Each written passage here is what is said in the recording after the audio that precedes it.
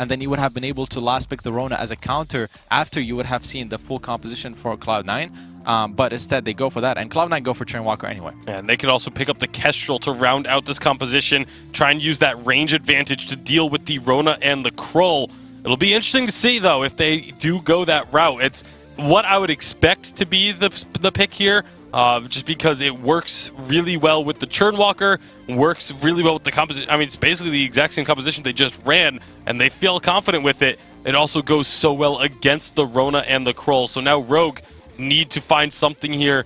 There's that possibility of flexing it into a Captain Krull, or you need to get either the Lyra or the Grace to have that extra healing. One of those two needs to happen here. All right, we're going to get to see here. Grace could still come through. The thing is, Cloud9's composition with the Kestrel and the Churnwalker, 3 seconds, they go for the lance. It worked for them last game. Sticking to what worked for you. I mean, competitive players, pro players, when they are in such a high-pressure matchup, what works for you is the best thing to go for you for the next game, just because you have a good morale on it. But the Kestrel and the Churnwalker, to counter the Rona, once they saw the Rona, in my opinion, not the best choices for Cloud9, because there isn't much lockdown. When Rona's going to go in and start spinning with her Red Mist, only the Trespass can stun her besides the active Camo, and that's not a lot of CC.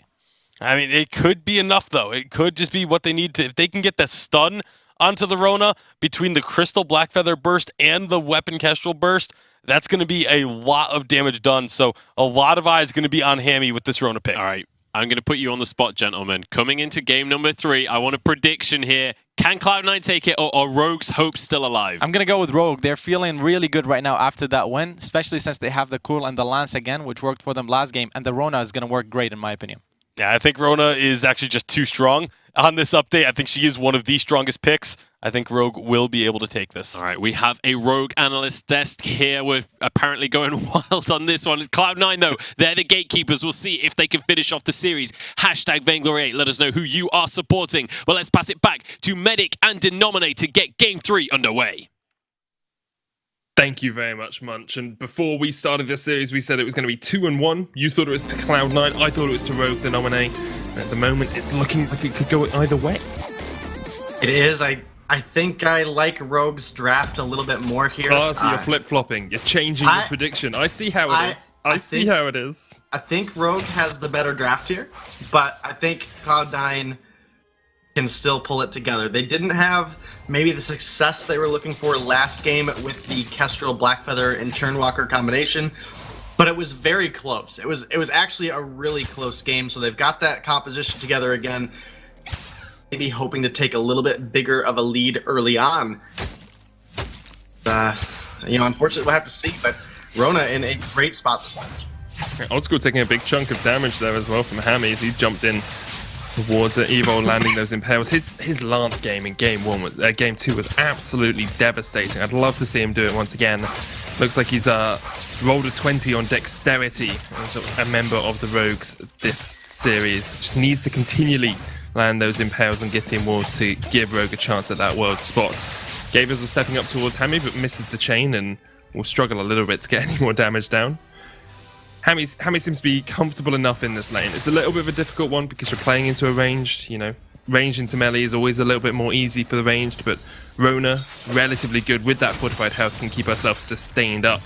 Impale doesn't connect onto Joseph, but the chase in from Pon, the original, is big. The healing flask used, the Spectral Smite will come out soon. Not enough damage to take him down, and once again, Gabriels was in the right place at the right time to protect his jungler. That was a crazy play there. It was so close. I don't know if Gabe Bizzle actually tormented Evol out of landing that impale, or if Joseph was just barely outside of the edge. It was literally all happened so fast we couldn't tell. But either way, that's I Love Joseph making it out, and he is a bit of farm ahead of Pon, the original, at this point. Similar strategy to last game. Again, Iraqi mentioned it. Krull needs to try to get some advantage in the mid game. He needs to try to even things up so that he can have a more impactful experience in this game earlier on. But now with Cloud9 possibly rotating down to get the Elder Treant here, if it is available, it's not. So they're going to split some ambient gold. and try to get these carry builds online. Obviously, Old School going to be going that Sorrow Blade first item, and I Love Joseph will likely be going with that Shatterglass.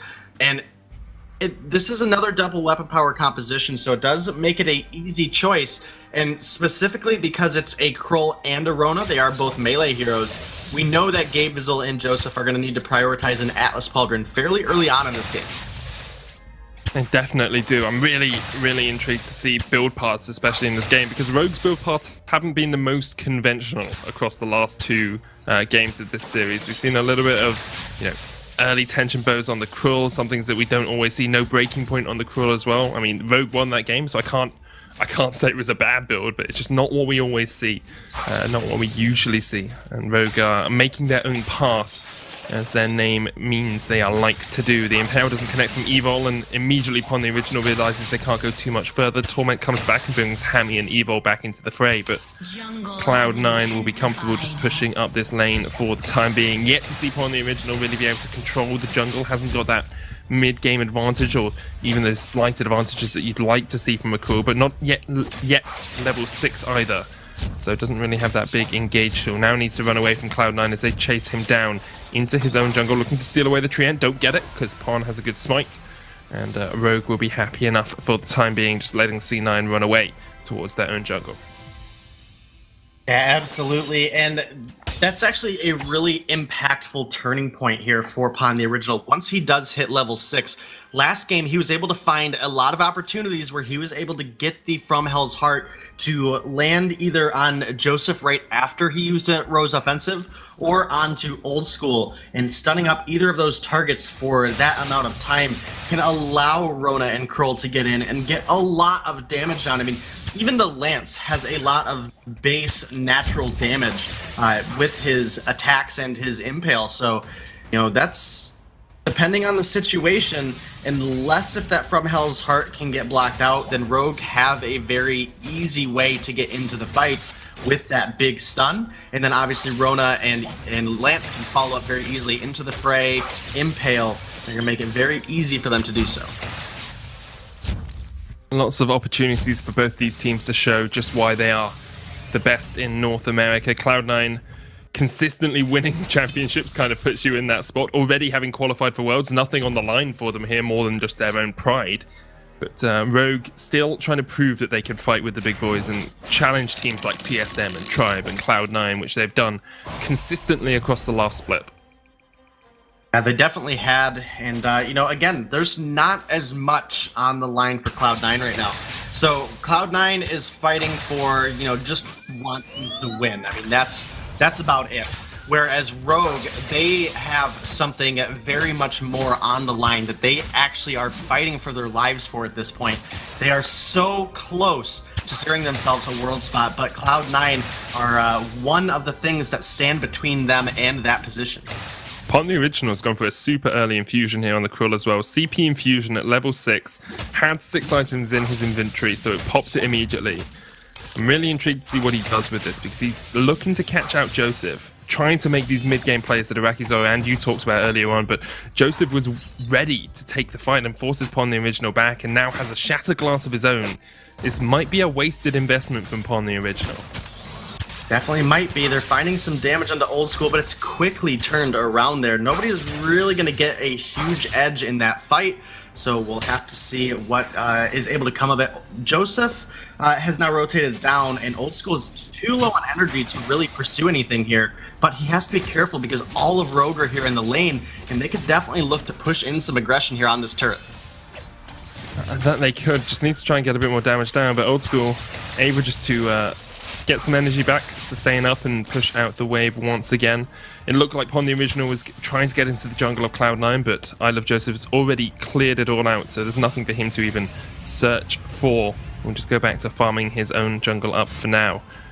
And you get to points in games like this where your strategy hasn't quite come online, you haven't quite worked out the early game as well as you would have liked to. And this is where you really see the great teams separate themselves from the good teams. When your initial draft strategy hasn't paid off, how do you adapt? How do you change your strategy coming into the next portion of this game? How do you play from 10 to 15 minutes when you aren't as far ahead as you would have liked to be, or you're not ahead at all, like Rogue are in this game? Yeah, it's definitely quite even. And, you know, this is what we've really seen out of both of these teams so far in every game is the games are a lot closer than maybe sometimes the turrets really show out. I mean, right now, we're 8 minutes in the game. Gold is essentially dead even, but On the Original is now on to Joseph. I don't know if he can find anything out of it, though. Not at all. Gets chunked to half HP by Joseph there. That's an on point that really makes you think about your life decisions. The Crucible has been finished. There's the stun looking for Old School, but the Crucible comes out straight away from C9. Hami's chasing into that backline, but Evil and Pon are very low. The Fountain comes out, trying to heal up on towards the C9 members. Active Camo dodged out there by Hami, but he's so low. The one shot, one kill. Hami's going to fall first, and C9 get first blood. Chasing onto Pon here as well, and Rogue are just getting scattered to the winds. Great fight from Cloud9. They clean up 2 members of Rogue. Yeah, a great fight there for Cloud9. Again, this is what we saw out of them last game, was taking that mid-game advantage. And that's the power of the Black Feather in the mid-game. But as we get later on, Hami and Pon the Original are going to make it very difficult for I Love Joseph to have the same effect. And that's going to be first turret now as well for Cloud9. So they've taken themselves a small gold lead, about 1.5k, but they have that objective advantage. They have the ability to force Hami out now. He has so much more distance he has to cross before he's behind the safety of another turret. And that's just, it makes it so much more difficult for the Rona as well. We saw in that fight, he tried to get onto Old School, who got 2 active camos off. You had the Crucible defense as well. I literally gave Izzle pick that up as the fight began, and then used it immediately to stop the stuns coming in. It was incredibly well played by the Cloud9 members, and it shows their experience in these higher echelon games, you know, the harder games when you really need to come online. That's exactly what Cloud9 can do, and Gabe Izzle has been a stalwart for them throughout this series, just continually making play after play. You look back at game 1, his Lyra, he was so on point with those engages. He actually single-handedly won the game for Cloud9 in my opinion, and now he's doing a great job in this game as well. Obviously credit to Old School and Joseph as well, doing their roles exceptionally well. Upon the Original with a flank from Hell's Heart on towards that backline. They're trying to take out Old School first. The Fountain isn't enough to heal him up, and now Rogue can look for the fight. Joseph runs away with the Rose offensive. The Impale doesn't hit from Evil, and Rogue will just back away. Perhaps look for this gold miner, but Upon the Original pulled in with a Torment. Gabe Izzle not quite able to solidify that kill. Now Hami is the one on the flank here, as Gabe Izzle checks straight into the face of Verona, and that's a bunny in the face. Usually you see them on a plate. This time it's spinning up those axes. There's the Impale, the one-shot, one kill. It's onto Pon the Original. They're trying to take out Gabe Izzle first. He's going to die. And now Joseph falls as well. It's a double kill for Rogue. And that is superb stuff for them as they equalize the gold score. There was literally no reason for C9 to force that fight. They end up giving up 2 lives for it. Pon the Original, obviously, on a Krull, is very tanky. They weren't able to find even a single kill trade. Now it's going to be a gold mine, uncontested, going over to Rogue. That lead that Cloud9 had just a minute ago is no longer relevant. It's actually Rogue taking a sizable lead now, as far as the actual amount of gold that just shifted. And it's really about the positioning. I mean, you'd already lost out on Old School in the fight. I mean, at any point, it's better to give up a gold mine than to give up a gold mine and 2 kills. So this is where Rogue, now with this big spike of gold, can start to really turn things around. Hami has completed the metal jacket to go with his Serpent's Mask and his breaking point, and Evil has the Crucible online as well, so he can block out Trespass coming out of Gabe Izzle. Pon has a bit of gold in his pocket. We'll probably see that Poison Shiv come out for him again, as you know, it's just going to allow him to sustain that much more in the fights, as well as reduce some of the healing that can come out of that healing fountain. So this is where Rogue really need to capitalize. Is Hami's at a decent power spike, Pon the Original is getting there, and if they can continue to get onto Old School, then they're going to be able to find the fights over and over again. Not the easiest target to lock down, though. You've got a Crucible, a Fountain, he's got his own reflex block, and of course the active camo to keep him safe. So C9 are doing everything they can, everything in their power to stop Rogue getting the engage that they desire. And Rogue are just going to try and play around vision a little bit here. That gold mine are not stacked up enough for them to take it. They haven't got a turret to defend at, so they need to be a little bit more careful as to how they do approach the next fight, waiting for Pon the Original to farm up those backs and then come and join the party in the lane. Yeah, fortunately, Cloud9 still have that first turret up, so they're not in a completely terrible spot. But, you know, again, that gold shift going over to the side of Rogue really puts a dent in the mid-game spike that Joseph should be having on this Blackfeather. Need to get an Atlas Pauldron online for the Krull and the Rona. It's not as effective against the Rona towards the middle of a fight because of that red mist, but if used early on, you can prevent her from getting that rage built up. It's a gold mine going to Cloud9. Wall from Rogue there as they go for the engage. Old School's going to fall first. The gold miner does go over to C9, but the engage from Rogue was absolutely superb. Evil hit a double impale, and now Rogue might even look for a turret here as they chase onto Gabriel, looking to dive him underneath this first turret. The Githian wall comes out once again, and Rogue get another kill for themselves. This turret will fall, and Rogue, even though they lose the gold miner, get a gold advantage as they move 1,500 ahead. Yeah, that's really a great play coming out of Rogue there, able to you know, capitalize off of the mispositioning out of Old School. He was up front a little too close, taking some damage from the gold mine, and it allowed them to engage very quickly onto him and drop him early on in a fight. Rogue have taken down that first turret now, as well as a jungle rotation and a crystal sentry. So Rogue, you know, as much as I wanted Cloud9 to win this, I'm thinking I'm starting to lean towards your side there, Medic. I think Rogue have pulled together a strong draft, and their rotations together as a team, and the way they're mechanically engaging in these fights and looking for every opportunity they can get to jump onto Old School, they might be the ones deserving the win here. Quite possibly. I think, like, although C9 are perhaps the underdogs at this point in the game, I'm very used to cheering for the underdogs, you know, being a European caster, so I'd still be happy to cheer for Cloud9 here.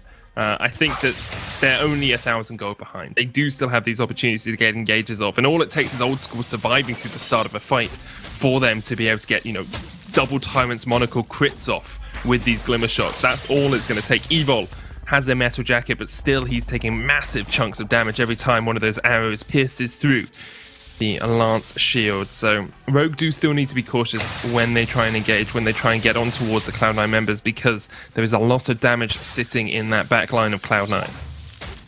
Yeah, there definitely is, but with all the metal jackets being complete here on the side of Rogue, I mean, Hammy has a metal jacket, Evol has a metal jacket, Pond the Original has that coat of plates, and he gives himself a barrier when using that Deadsman's Rush, as well as can heal himself up naturally through his Spectral Smite stacks, through the actual activation of the Spectral Smite, as well as he has a Poison Shiv. It's just a little too difficult for the burst damage of Old School to have that much effect right now. And I've talked about it over the past couple weeks. When you're going Kestrel into a triple melee composition, yes, you can set up a really nice triple active camo stun. But when the enemy gets in your face, it is too difficult to guarantee that your Glimmer shots can hit the same target repeatedly. You'll have 3 enemies that are bouncing around on top of each other. You might get 1 Glimmer shot onto Evol, then Hammy, then Pon, and you've done only a little bit of damage to each of them. You know, it's not overwhelming effect that we know a Rona can have when only 1 or 2 targets is in that front line. That's definitely true. We'll have to see if Rogue can find the exact engages that they want here. They've got the double infusions as well upon the Original and Hammy. Joseph and Old School have picked up their own. Rogue just going to clear out the way, push forward. Kraken spawned means that C9 are trying to fight around it at the moment. Have those war treads completed as well onto Gabe Vizzle, looking for the engages at times. Pon the Original is going to run away, and Rogue might just say, okay, you can fight around the Kraken, we're just going to push up. We've got a couple of minions here to help us out. You can take your turret down pretty quickly with the Krull and the Rona. As long as the Cloud9 team don't start up the Kraken, Rogue are in a very good position here, but a good hook and chain is going to land. A one-shot, 1 kill onto Evil will connect. Hammy's been hooked as well across the wall. Gabe Vizzle showing off his hooking skills at the moment. He continues to land those chains. And Rogue do back away. Didn't get any damage on the turret there, but didn't lose anything out either.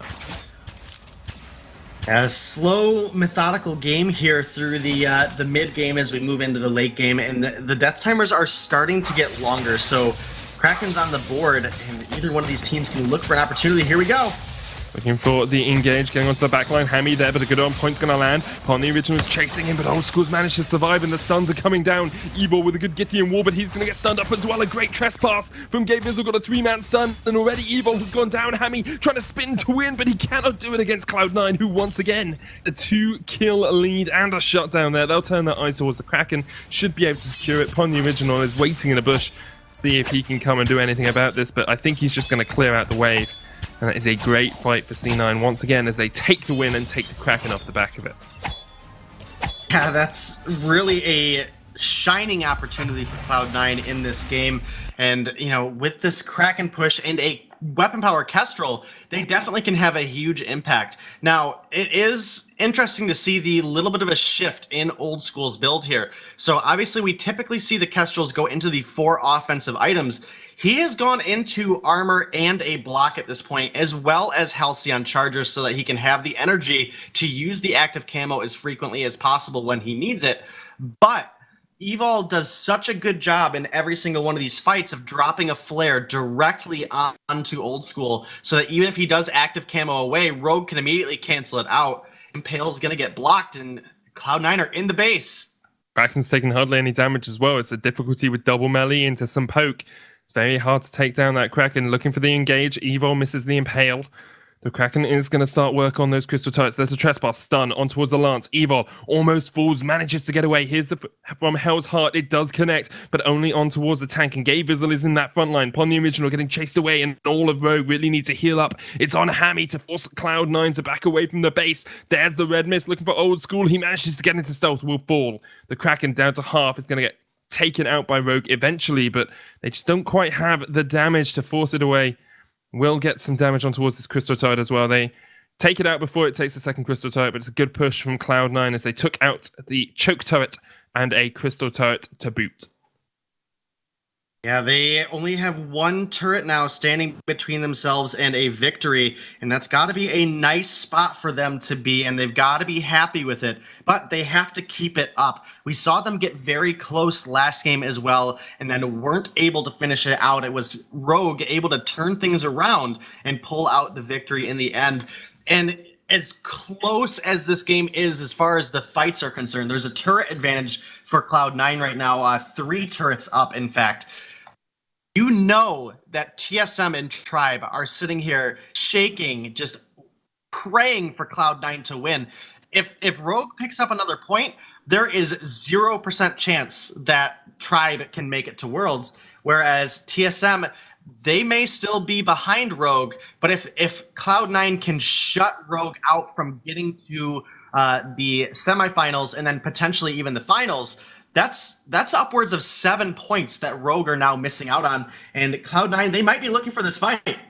Rogue are going for the engage, though, trying to get all the way onto the back line to Old School, who's popped the active camo once again. The disengage comes out from Rogue. That 2-man taunt comes in. The stun's going to land with that from Hell's Heart. Kithian wall onto Old School as well. The red mist is spinning up, and Rogue get the first kill of the fight. Now it's all on Joseph. He gets one in response. Evil and Hammy having to try and run away from this because Evil is getting chunked out. Joseph, another red mist to the face into the fray. Jumps Hammy away from Joseph, who's dodging around incredibly well here. Hammy gets taken out 2 for 1 in favor of C9. And actually, C9 might be able to close out this game here. Just a crystal turret between them and the win. 30 seconds on the original might be a little bit too short for C9, but they are looking to at least push up this wave.